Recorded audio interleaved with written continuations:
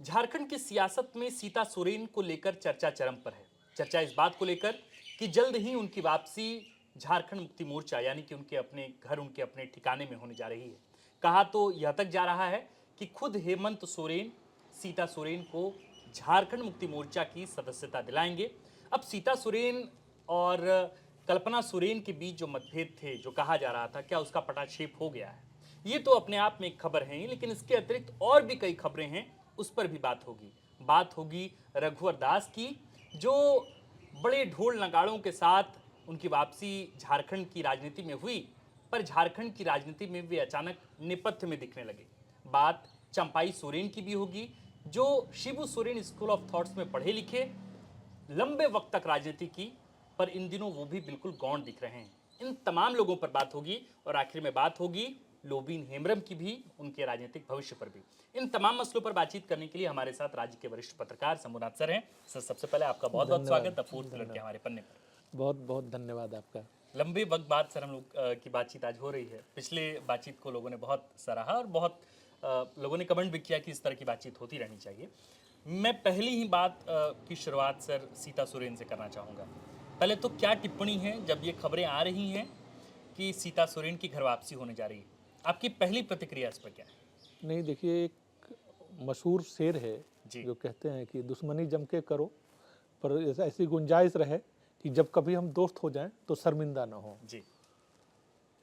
सीता सोरेन की आज वापसी की जो बात चल रही है झारखंड मुक्ति मोर्चा में, इसमें सवाल जो सबसे बड़ा उठ रहा है कि उन्होंने जो बातें कही थी हाँ। झामुमो को अलविदा कहते वक्त, क्या उसका जो जख्म है वो भर गया दोनों तरफ से? क्योंकि सीता सोरेन ने एक मसला नहीं है, उन्होंने अपने पति की मौत को लेकर भी सवाल उठाया, जी।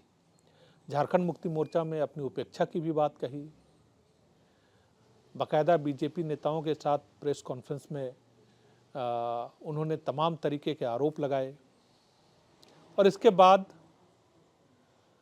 जो सोच कर वो गई थी भारतीय जनता पार्टी में, जी। न तो वो ख्वाहिशें मिली, पूरी हुई, और न वो मकाम मिला।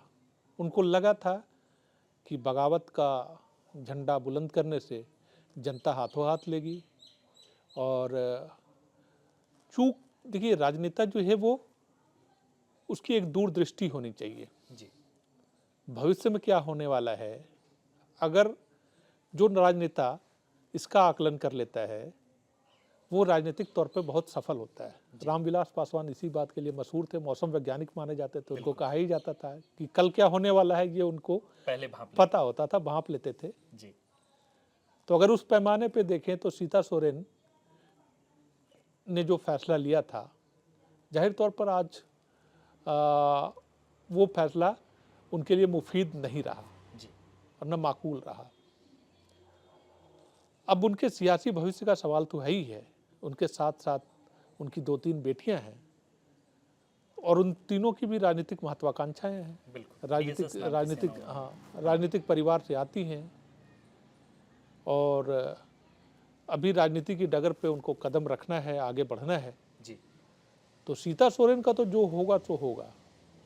उनकी बेटियों, मुझे लगता है कि खुद से ज़्यादा अगर वो अभी आज की तारीख में अगर चिंतित होंगी तो इस बात को लेकर कि बेटियों की राजनीतिक लॉन्चिंग कैसे हो। अभी तक कायदे से लॉन्चिंग हुई नहीं है। हाँ। लॉन्चिंग तब होती है जब आप चुनाव लड़ते हैं। बिल्कुल।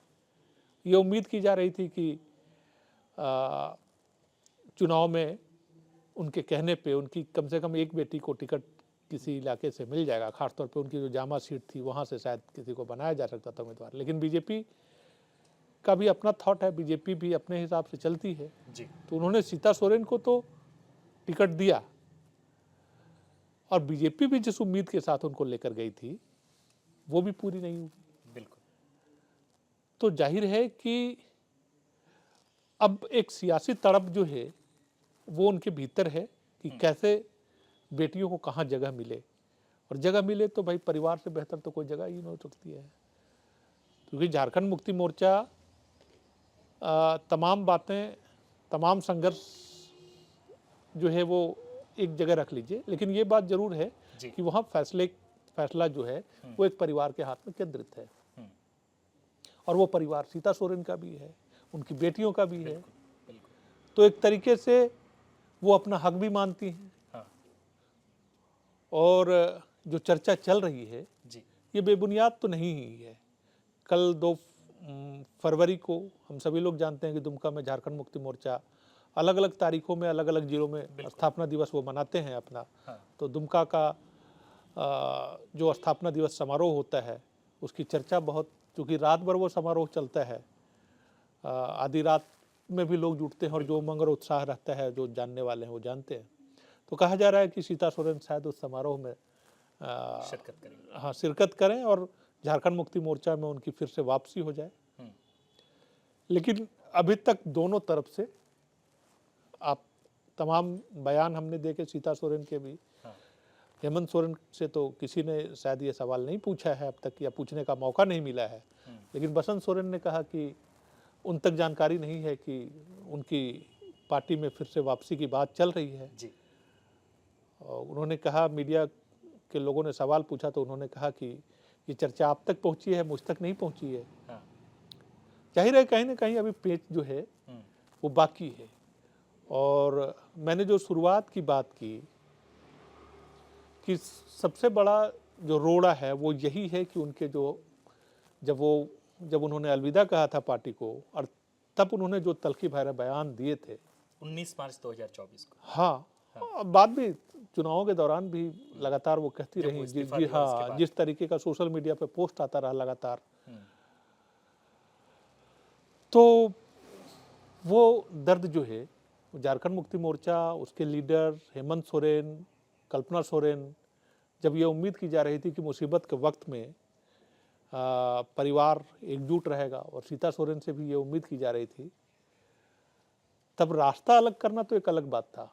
तब आप जब प्रहार करते हैं तो जब अपने, बिल्कुल अपने, खासतौर पे जिनके साथ खून का रिश्ता है, जिनके साथ एक ऐसा रिश्ता है कि जो कभी अलग नहीं हो सकता, कम से कम भाई भाई का रिश्ता था, तो ये ऐसी स्थिति में यही सवाल उठता है कि भाई सीता सोरेन की वापसी होगी तो कैसे होगी। मैं क्या यही सर माफ कीजिएगा, यही एक सवाल कई लोगों के जहन में है। कईयों ने पूछा कि भाई अगर सीता सोरेन की वापसी होगी तो क्या वो शर्त रख के जाएंगी वापस, या अगर उनकी वापसी होगी तो दोनों के बीच कोई परस्पर संवाद हुआ होगा, मुख्यमंत्री हेमंत सोरेन, देवर हेमंत सोरेन और भाभी सीता सोरेन के बीच। मेरा तो अपना निजी मानना है सर कि शर्त की अब तो कोई गुंजाइश बची नहीं होगी, लेकिन आपका इस पर अपना टेक क्या है? नहीं, आप मैं क्या मैं सोचते पूरी हैं? तरह सहमत हूँ। शर्त रखने की तो अब बात ही नहीं है। हाँ अब वापसी हो जाए और उसी सदा सहता के साथ उनको स्वीकार कर लिया जाए, यही बहुत बड़ी बात है। यही बड़ी बात होगी। और चूंकि सीता सोरेन जो भी कह रही थी हेमंत सोरेन पे, कल्पना सोरेन को लेकर उन्होंने जिस तरीके के निशाने साधे, तो इधर से बहुत समझदारी की बात थी कि दूसरी तरफ से इसका कोई जवाब जो है प्रत्युत्तर इस तरह नहीं आया। बिल्कुल। न तो हेमंत सोरेन ने कभी कहा, न उनकी पार्टी ने कहा है। न उनकी पार्टी ने कहा, और न कल्पना सोरेन ने कहा। कल्पना सोरेन के बारे में भी मुझे याद है कि सीता सोरेन ने टिप्पणी की थी और कल्पना सोरेन ने उस पर कोई प्रतिक्रिया जो है देने से इनकार कर दिया था। उन्होंने कहा था कि वो अपनी बात समझे, हम लोग हमेशा उनका जो स्थान है परिवार में वो रहेगा, बाकी सारी चीज़ें। तो समझदारी की बात यही होती है कि राजनीति में सिर्फ हमलावर होना, आक्रामक होना जी। काफ़ी नहीं होता है। वो बाउंस बैक भी कर सकता है, वो बूमरैंग की तरह आपके चेहरे को चोट भी पहुंचा सकता है। तो इसलिए सीता सोरेन ये नहीं समझ पाई, ये समझने में नाकाम रही। हाँ, और आज की तारीख में, और मुझे लगता है कि देखिए ये बात तो तय है, आज हो कल हो, कल हो ना हो, थोड़ा इपट लगा रहे, लेकिन अभी चूंकि शिबू सोरेन है, अभी रूपी सोरेन है, इसलिए मुझे लगता है कि देर सवेर वापसी जो है सोरेन परिवार के परिवार मुखिया की उपस्थिति में हाँ होगी। क्योंकि कोई भी नहीं चाहता है कि परिवार का एक व्यक्ति जो है, क्योंकि अगर मान लीजिए ठीक है उनका राजनीतिक भविष्य नहीं बने, या अगर वो झामुमो में नहीं आती हैं तो बाकी जगह तो कम से कम अभी नहीं दिख रहा है, बीजेपी में तो तत्काल नहीं दिख रहा है। तो ऐसी स्थिति में अगर वो नाराज होकर अब भी कुछ कहती फिरेंगी, उनकी बेटियां भी लगातार अगर मोर्चा खोले रहेंगी, तो मुझे नहीं लगता कि ये स्थिति कोई परिवार का मुखिया जो है वो आने देना चाहेगा कि हाँ भैया है। हर कोई चाहता है कि परिवार में कोई बात होगी तो अच्छा चलो भाई सारी बातें जो है ये पारिवारिक झगड़े की तरह इसको लिया जाना चाहिए, एक पटाक्षेप हो जाएगा। वो अलग बात है कि रहमन धागा प्रेम का मत तोड़ो चटकाए, टूटे पे फिर ना जुड़े, जुड़े गांठ पड़ जाए, तो थोड़ी गांठ तो रह ही जाएगी, जुड़ तो जाएंगे वापसी। यही यहाँ पे एक बड़ा मसला है। सबसे पहले जब वो पार्टी से उन्होंने इस्तीफा दिया झारखंड मुक्ति मोर्चा से 19 मार्च 2024 को, तब सबसे ज़्यादा चर्चा दिवंगत दुर्गा सोरेन का होना शुरू हुआ। उनकी चर्चा, उनकी मृत्यु, उनकी संदिग्ध मृत्यु की बात कही जाने लगी। चूँकि आप सर बहुत पुराने पत्रकार रहे हैं, झारखंड को आपने बहुत नज़दीक से कवर किया है, बहुत थोड़े समय में आप थोड़ा सा बता सकते हैं क्या वाकई उनके निधन पर कोई प्रश्न चिन्ह था, या इसका मतलब है जब ये इस्तीफा हुआ उनका और जब उन्होंने ये बात कही है, इसका मतलब है कि उनके परिवार के बीच या उनके मन मस्तिष्क में इस तरह की बातें होंगी कि दिवंगत दुर्गा सोरेन की मृत्यु ऐसे ही नहीं थी? नहीं, वो उन्होंने तो खुलकर आरोप लगाया था, जो प्रेस कॉन्फ्रेंस में कहा था जी, सीता सोरेन के उस प्रेस कॉन्फ्रेंस की क्लिप निकाल ली जाए, सीबीआई जांच की मांग की। हाँ, तो उन्होंने सीबीआई जांच की मांग की थी। और ये बात कोई अनायास उनके जुबान पे तो आया नहीं होगा, ये बात जाहिर है कि पहले भी उठी होगी, लेकिन चूंकि बगैर जांच या बगैर किसी तरीके का, और पूरा परिवार, और ये बात पहली बार तब उठी जब सीता सोरेन ने झारखंड मुक्ति मोर्चा को छोड़ा। लेकिन मुझे लगता है कि दुर्गा सोरेन के निधन के बाद सीता सोरेन को सम्मान देने में या सीता सोरेन को जगह देने में पार्टी ने कोई कमी नहीं की। पार्टी ने उनको पर्याप्त सम्मान दिया था, 3 बार लगातार विधायक बनाए रखा, ठीक है।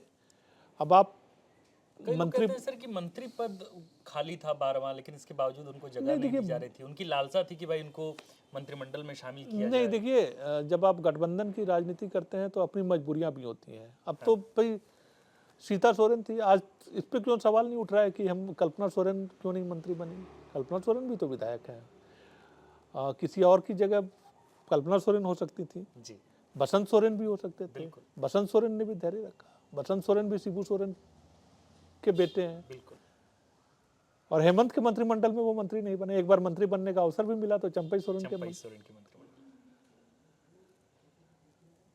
तो राजनीतिक तकाजा होता है, बहुत सारी चीजें होती हैं जिसमें जरूरी नहीं है कि अब एक सीट जो है वो रणनीतिक तौर पे खाली रखा गया था, रघुवर दास ने भी खाली रखा था, उनकी तो कोई मजबूरी नहीं थी। मान लीजिए कि ठीक है, रघुवर दास के भी पूरे रेजिम को देख लीजिए तो 12वें मंत्री का पद खाली रहा जी।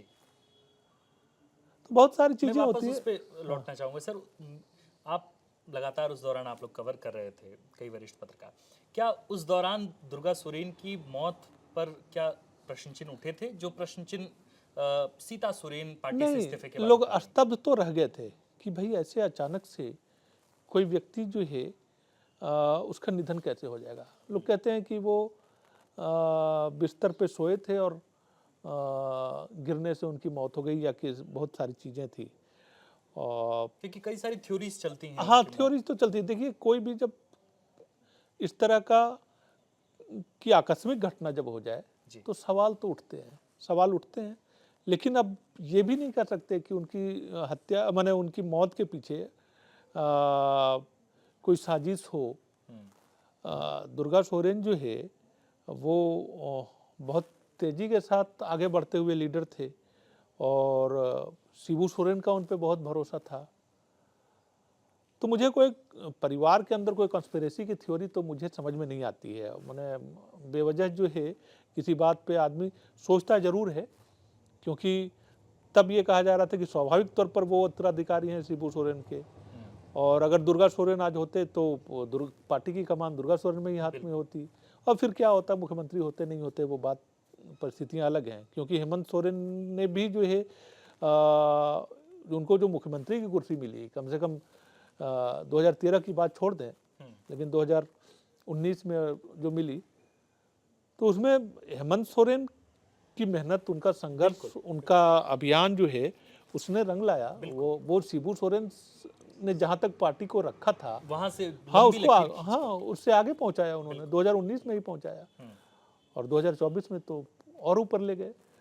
तो हेमंत सोरेन की भी अपनी काबिलियत है। और मुझे लगता है कि देखिए, दुर्गा सोरेन की मृत्यु जो है, जब उसको उनको परिवार ने सहज मान लिया है, तो मुझको लगता है कि सहज ही मानना चाहिए। अब परिवार के अंदर की बात है, उन्होंने अब सीता सोरेन ने जब खुलकर ये बात कही थी जी, तो तब की बात थी। तब ये भी समझा गया था कि पॉलिटिकल माइलेज लेने का भी एक मामला हो सकता है, क्योंकि जब आप पार्टी से अलग होते हैं और आपको लगता है कि अब हमको अपनी अलग राह चलनी है, तो आप जीत के लिए किसी भी तो फिर आप किसी भी हद तक जा सकते हैं, कोई भी बात कह सकते हैं। लेकिन मेरी नज़र सर अक्सर जब मुख्यमंत्री हेमंत सोरेन की जब तस्वीरें आती हैं, कई बार मीटिंग करते हुए, जब बैठक करते हुए उनकी तस्वीरें आती हैं, तो एक कमरा है, संभवतः वो या तो प्रोजेक्ट भवन में हो या फिर मुख्यमंत्री आवास में हो, दुर्गा सोरेन की तस्वीर उसमें ज़रूर होती है।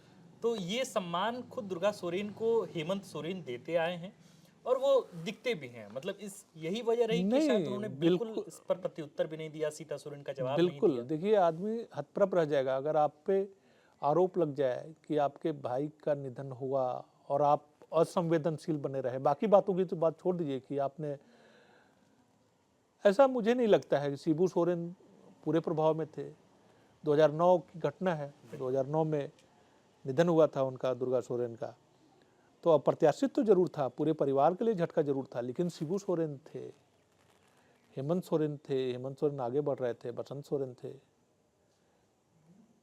तो यह बाहर की ही कोई थ्योरी हो, मुझे नहीं लगता है कि अगर इस तरीके की कोई कॉन्स्पिरेसी की थ्योरी जो है उसका कोई भी आधार मुझे तो नहीं लगता है, कम से सही कम। और जायज हाँ, जब तक कोई आप बात देखिए, केवल ऐसे ही कि किसी ने कोई बात कही कि प्री एजम्पशंस और ये हाँ सारी हाँ चीजें। हाँ हाँ। अब सीता सोरेन ने ये बात जो है वो 15 वर्षों के बाद क्यों की? बीजेपी के बहकावे में बीजेपी बहकावे में नहीं की हो तो भाई बीजेपी के प्लेटफॉर्म पे आपने बात कही। पहले ही दिन आप जब आई वहां से दिल्ली में आपने सदस्यता ग्रहण किया, आप रांची आई और उसके बाद आते के साथ पहला ही तीर यही छोड़ा। तो यही वजह है कि जनता ने भी नहीं स्वीकार किया उनकी बात को। आपने जो नैरेटिव खड़ा करना चाहा, आपने जो बात कहनी चाहिए, उसको जनता ने भी नहीं स्वीकार किया।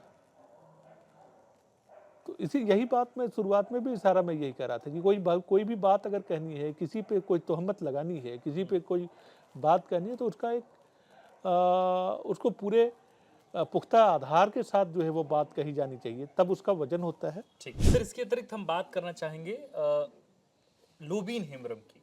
लोबीन हेम्ब्रम एक ज़माने में क्या, वो तो अभी शिबू सोरेन को भगवान की तरह मानते हैं। उनके बारे में कही जाती है कि भाई जब वो पूजा करने जाते हैं तो भगवान के बगल में एक तस्वीर है शिबू सोरेन की और उनकी वो पूजा करते हैं। 81वां जन्मदिन मन रहा था शिबू सोरेन का, तब वे उनसे मिलने भी आए, पैर छूने आए थे। क्या लोबीन हेम्ब्रम की का जो सियासी चैप्टर है वो क्लोज हो चुका है, उनका अब राजनीतिक भविष्य बचा है? और इसी के साथ एक जुड़ा सवाल ये भी कि अब चंपाई सोरेन का भी क्या राजनीतिक भविष्य अंधकार में है, खत्म हो गया है? वो भी नेपथ्य में दिख रहे हैं, ना कोई बयान, ना कोई चर्चा, ना कोई सुगबुगाहट। नहीं, पहले लोबिन हेम्ब्रम की बात करते हैं, क्योंकि आपने लोबिन हेम्ब्रम से शुरुआत की। देखिए, लोबिन हेम्ब्रम बार बार छाती ठोक कर कहते हैं कि मैं गुरु जी का चेला हूँ। ये बात चंपई सोरेन भी कहते हैं। लोबिन हेम्ब्रम भी संघर्षों से उपजे हुए लीडर हैं। उन्होंने अपने इलाके में संघर्ष किया है। मुझे याद है कि एक बार भी झारखंड मुक्ति मोर्चा ने उनको टिकट नहीं दिया था, तब भी वो निर्दलीय लड़कर जीत गए थे। तो और फिर जेएमएम में लौटे थे जी। तो इसका मतलब है कि उनका अपना जनाधार तो रहा ही है क्षेत्र में, और एकदम बिल्कुल चूका हुआ और ख़त्म हुआ लीडर मान लेना जो है ये जल्दबाजी होगी। ठीक है कि उन्होंने खासतौर पे इस चुनाव से पहले भी वो एकमात्र लीडर थे जेएमएम में जो 2019 से 24 के बीच जो है वो हेमंत सोरेन के खिलाफ बोलते रहे, है ना, और झारखंड मुक्ति मोर्चा में बने रहे।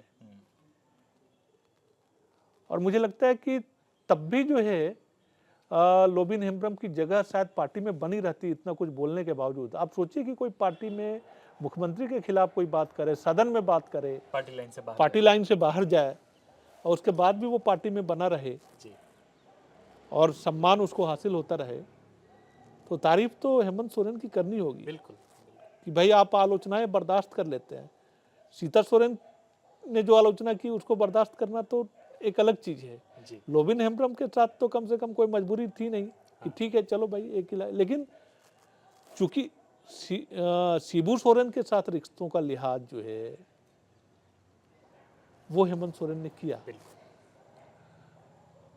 मुझे लगता है कि आदिवासी पॉलिटिक्स खासतौर पे इस चुनाव के बाद हाँ तो कम से कम ये नैरेटिव तो जरूर सेट हो गया है और ये बात मान ली गई है कि जेएमएम को छोड़कर अभी फिलहाल अभी जो राजनीतिक परिदृश्य है उसमें कम से कम आदिवासी की राजनीति तो आप जेएमएम को छोड़कर नहीं कर सकते हैं। या जेएमएम के बैनर से अगर आप अलग हैं तो जो मुद्दे जेएमएम उठाता है, आदिवासियों से जुड़े हुए जो सवाल उठाता है, कम से कम उनको खारिज करके तो आप इस राज्य नहीं, में पॉलिटिक्स नहीं कर सकते, आदिवासी पॉलिटिक्स तो नहीं कर सकते। बिल्कुल तो लोबिन हेम्ब्रम का भविष्य जो है वो क्या उनकी वापसी की संभावना है? हाँ हो सकती है। उन्होंने भी कहा जब वो शिबू सोरेन से मिलने आए थे तब उन्होंने ये बात कही थी कि हाँ उनके जन्मदिन पे मिलने आए थे मोराबादी स्थित आवास में। जी तो उन रिश्तों का लिहाज करके हेमंत सोरेन, देखिए अब पार्टी में जो कुछ भी निर्णय होगा हाँ वो हेमंत सोरेन की सहमति के बगैर नहीं होगा।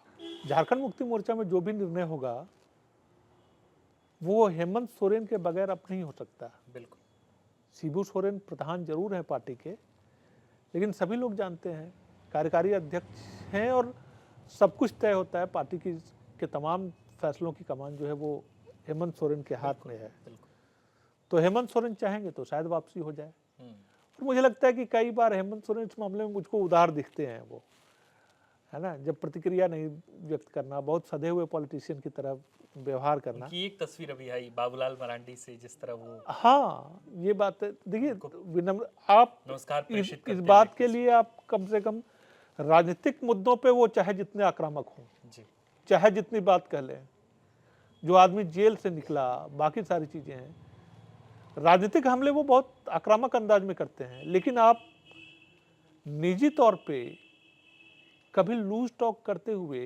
हेमंत सोरेन को आपने नहीं देखा होगा, जी न सदन में न सदन के बाहर, या असंसदीय शब्द उनकी जुबान से निकला हो मुझे तो कभी याद नहीं आता।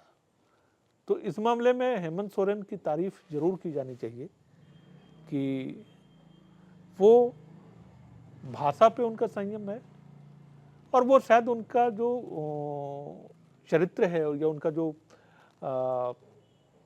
कैरेक्टर है उसको भी और उससे इस पूरे परिलक्षित प्रोसेस होता के है। दौरान भी उन्होंने बहुत मांझा है हाँ खुद को। बहुत मांझा है, बहुत मांझा है और चीज़ों को देखने का एक नज़रिया है, कहने का ठीक है, आलोचनाओं का भी अपना तरीका है उनका, बहुत वरना एक आक्रामक सामान्य होता मानवीय व्यवहार में हाँ। जब आपको इतनी कटाक्ष और इतने इतने तरह के सवाल जब आप विपक्ष उठा रहा हो, आप बाबूलाल मरांडी ने किस तरह की आलोचनाएं नहीं आप की। देखिए ना कि उनको पूरी भाजपा भ्रष्टाचारी साबित करने में लगी थी, लेकिन इसके बावजूद वो तस्वीर आई। आप देखिए ना कि मीडिया के सवालों पे एक बार जीता हुआ लीडर भी कैसे आक्रामक हो जाता है, कैसे।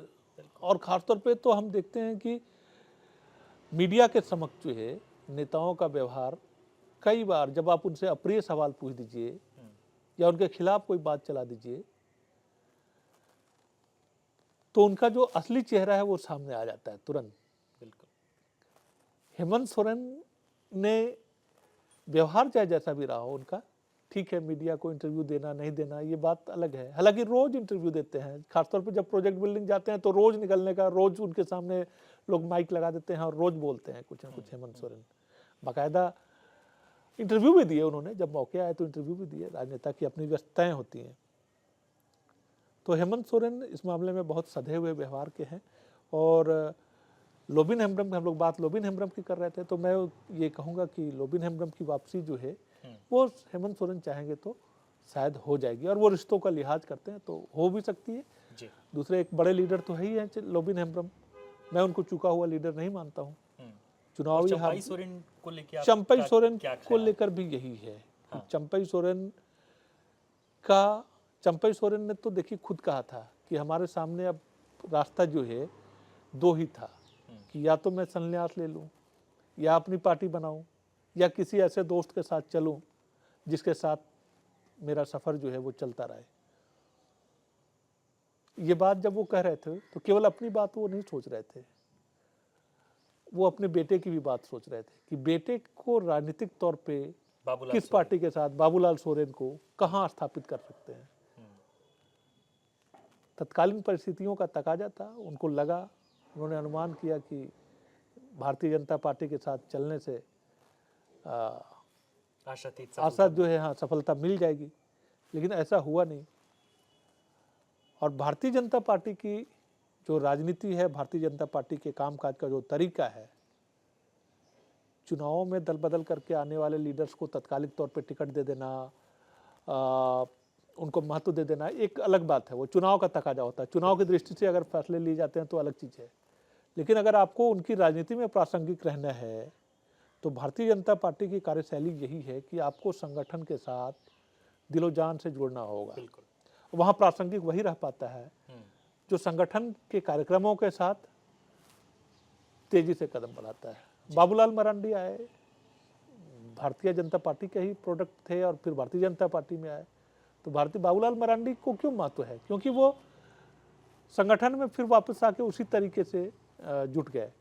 तो हम अभी जो पार्टी के कार्यक्रम होते हैं उसमें न तो चंपई सोरेन दिखते हैं राज्य मुख्यालय में, न बाबूलाल सोरेन दिखते हैं। जिस तामझाम के साथ उनको पार्टी में शामिल कराया गया था, तो छोटी छोटी गतिविधियां, सदस्यता अभियान चला, बहुत सारी चीजें हैं, कैंप लगे, कहीं दिखते नहीं है। तो आप अगर नहीं दिखते हैं भारतीय जनता पार्टी के इन छोटे छोटे कार्यक्रमों में तो आप अप्रासंगिक हो जाएंगे, ये बात तय मानिए। और ये बात जब हम लोग समझ रहे हैं तो चंपई सोरेन नहीं समझ रहे होंगे, ये बात तो मानी नहीं जा सकती है जी। इतने मजे हुए राजनीतिज्ञ हैं।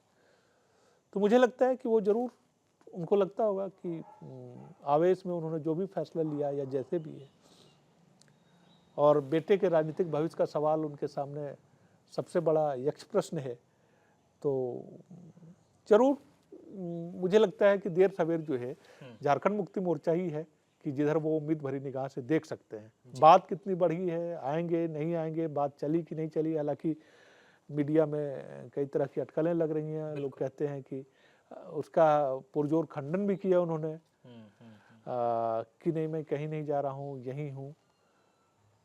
लेकिन यही है तो यही अगर बहुत दिल के साथ है, 110% के साथ कम से कम अभी तो नहीं दिखते। भारतीय जनता पार्टी के कार्यक्रमों में अगर आपकी सहभागिता हो, बहुत सारी चीज़ें हो, तो बात समझ में आती है। तो भारतीय जनता पार्टी में प्रासंगिक वही रहेगा जो संगठन के साथ कदम ताल करेगा, और उसमें कहीं ना कहीं कमी दिखती है। तो मुझे लगता है कि उनके मन में भी, हाँ, क्या उनकी उम्र इस लिहाज की है या कि अब वो कदम ताल मिलाकर चल पाए छोटे छोटे कार्यक्रमों के लिए भी, या बीजेपी के तमाम कार्यक्रमों के लिए? नहीं, झारखंड मुक्ति मोर्चा के कार्यक्रमों में तो ऐसे ही रहते थे। झारखंड भाई ऊर्जा में कमी तो थोड़ी है, उम्र है, हाँ। लेकिन इतनी भी उम्र नहीं होगी। आजकल तो लोग 80 साल की उम्र तक सक्रिय रहते हैं राजनीति में। तो उस लिहाज से आप देखेंगे, मुझे लग रहा है कि बहुत सूट जो है वो पता नहीं भाजपा हाँ कर रहा है कि नहीं कर रहा। कम से कम बाहर से तो ऐसा ही नजर आता है कि बाहर से ऐसा नजर आता है। मतलब जेएमएम एक तरह से उनका एक कंफर्ट जोन था। हाँ, जेएमएम कंफर्ट जोन था। नहीं, और एक बात भी है कि भारतीय जनता पार्टी ने उनको जो हैसियत दी थी, जो महत्व दिया था, जिस तरीके से प्रधानमंत्री ने व्यक्तिगत तौर पे तवज्जो दी थी, 2 घंटे के लिए हॉस्पिटल में भर्ते हुए तो प्रधानमंत्री का फोन आ गया, बातचीत हुई, अभी फिर दोबारा बीमार हुए थे वो जी, फिर हॉस्पिटलाइज रहे 2-3 दिनों तक। तो फोन कॉल भी जो है वो राजनीति का, सहानुभूति जताने का, बहुत सारे चीजों का तरीका हो सकता है। बिल्कुल, बिल्कुल। तो आपका महत्व, आप तब भी बीमार हुए थे, इस बार तो कोई ट्वीट नहीं आया, इस बार तो कोई कॉल नहीं आया प्रधानमंत्री का। तो आप इस चीज से समझ सकते हैं कि महत्व जो है चुनाव से पहले कैसा था चंपई सोरेन का और चुनाव के बाद कैसा है। जी सर, अब हम इस पूरे बातचीत के आखिरी पड़ाव की तरफ हैं, और ये बातचीत अब खत्म होगी रघुवर दास पे, चूंकि उनकी राजनीति भी लोग कह रहे हैं कि खत्म होने के कगार पे है। लोगों की अपनी अपनी टिप्पणियां हैं, अपने अपने लोगों की अपनी अपनी विवेचनाएं हैं।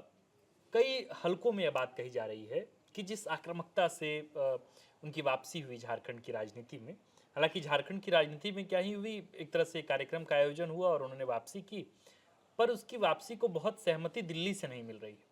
एक तो इस बात में कितनी सच्चाई है, और आप अब उनको उनकी या उनके पॉलिटिकल बचे हुए पॉलिटिकल करियर को, या पॉलिटिकल करियर बचा भी है कि नहीं, उसको लेके आपका अपना टेक क्या है?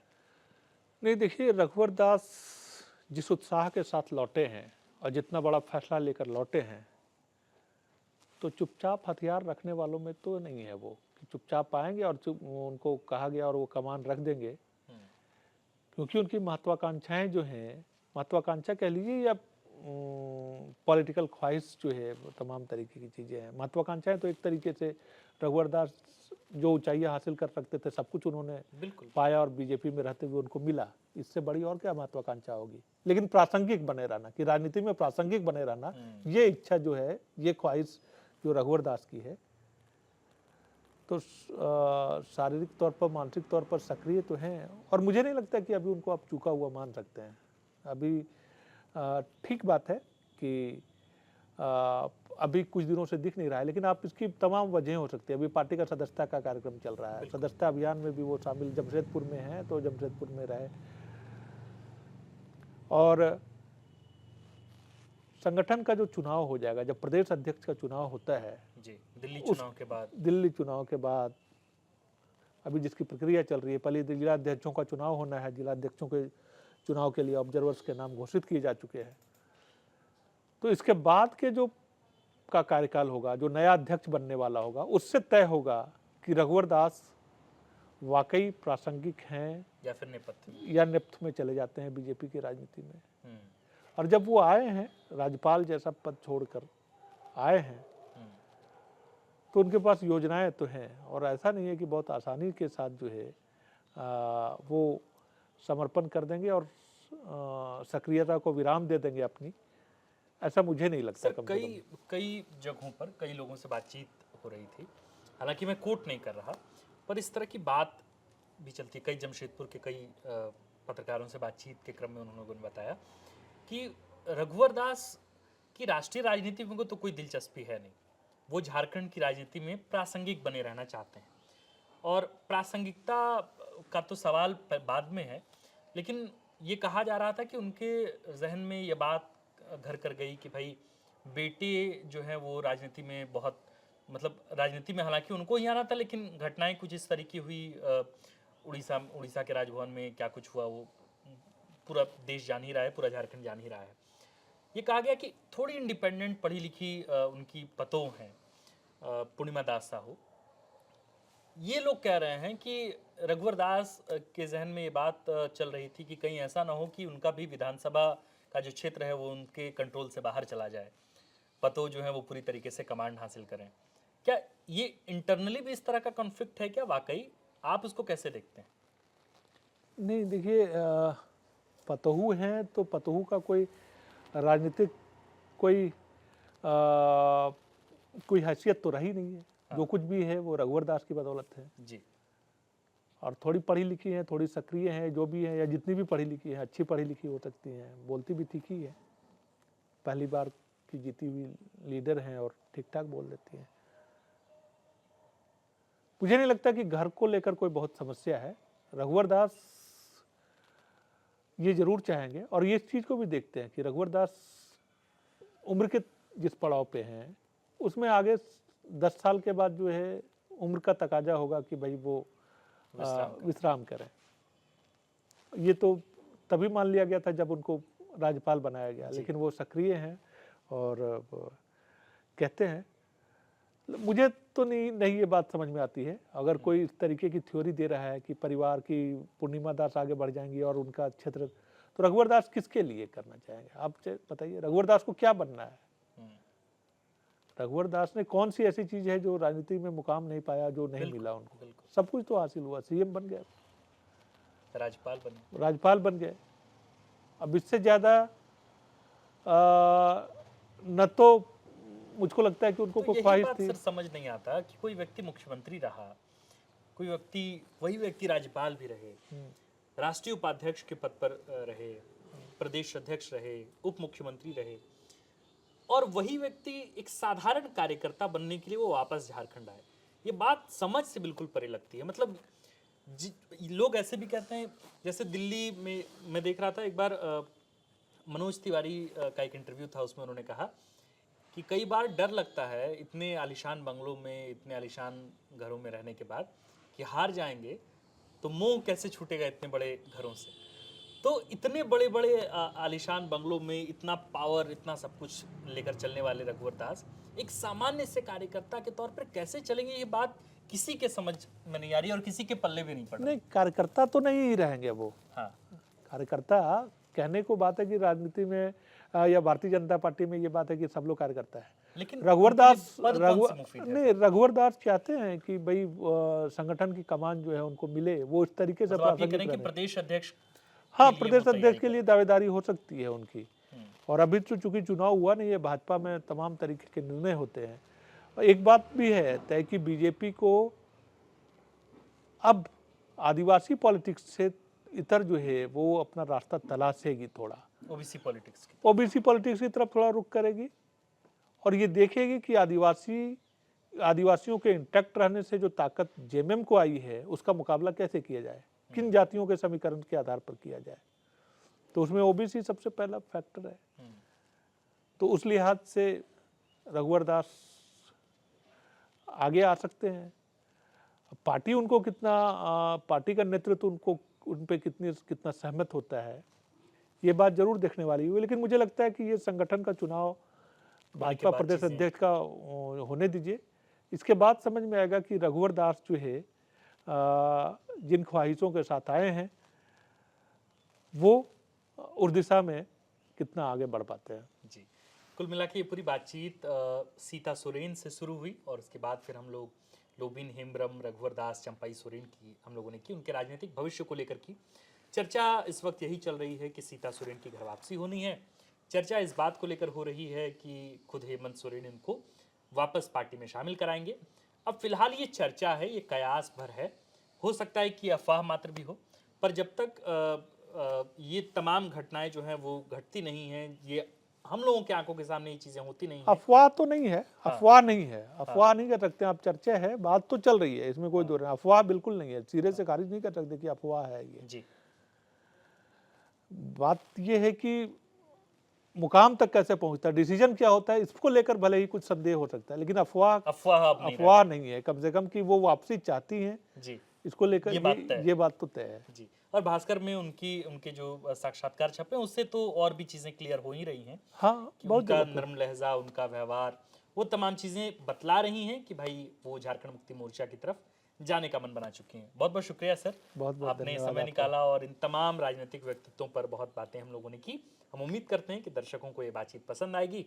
बाकी आप अपना फीडबैक हमें कमेंट में लिखकर दे सकते हैं। आप देख रहे थे द फोर्थ पिलर।